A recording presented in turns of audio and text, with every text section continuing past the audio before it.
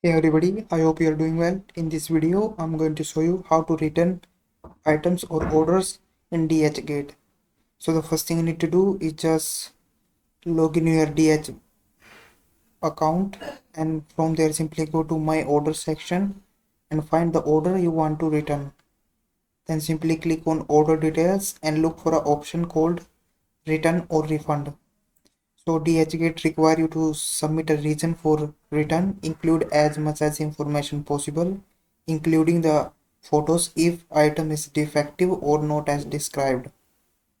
And next thing you can do is just contact the sellers. As you know, many returns are handled directly through the sellers, so wait for the sellers to respond to your request, as they might provide specific instruction or return address.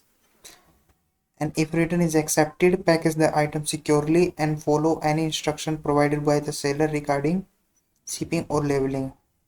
And the DHgate often requires that you upload a tracking number for a return package.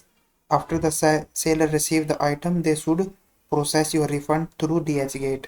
So that is how you can return items on DHgate. If you found this video helpful, please like this video and subscribe to my channel.